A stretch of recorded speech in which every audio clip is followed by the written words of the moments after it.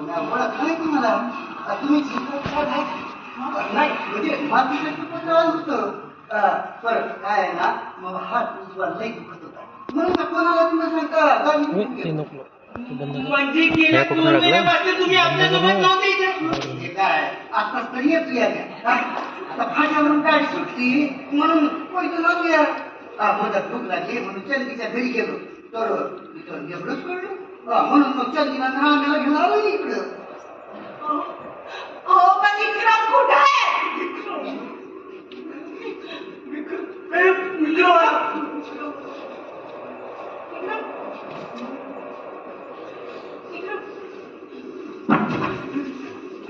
तुम्ही ठीक आहे का? मी म्हणलं होतं तुम्हाला तो वाडा शापित आहे म्हणून तुम्ही नाही ऐकलं माझं. नाही तर काय नाही. तुम्ही चला. हे घर माझंच आहे चंदा. हा वाडा शापित असला तरी माझाच आहे. तुम्ही असं का बोलताय? होय चंदा, कारण आता मला ती दृष्टी मिळालेली आहे. तुम्ही नक्की विक्रमच आहे ना?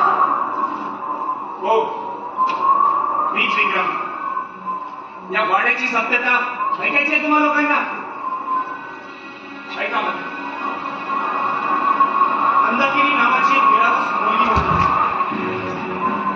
पण तिचं निरागसता एका भूताने टळून आणि मग सुरू झाला तिच्या मानसिकतेचा.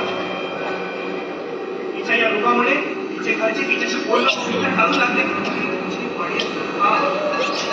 काही लहानपणी बाली असताना तिच्या आई सावत्राईला काहीच वाटत.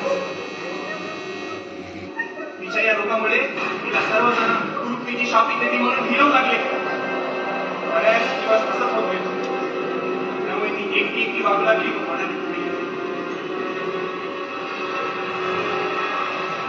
नंतर काही दिवसांनी तिच्या सावत्र बहिणीचा विवाह ठरला. घरामध्ये सगळीकडे आनंदाचे वातावरण. सगळेजण आनंदी होते, अगदी अंधाकिनी सुद्धा. पण तिच्या या कुरूपतेमुळे तिला या भाड्याच्या दारात कुटुंबात टोवून दिलं. जसा एखादा भाकरीचा तुकडा एका पुत्राला फेकण्यात येतो ना, अगदी तसाच तुकडा तिला तळघरात फेकण्यात येतो. कारण तिची शॉपिंग आनंद विवाह सोहळ्याला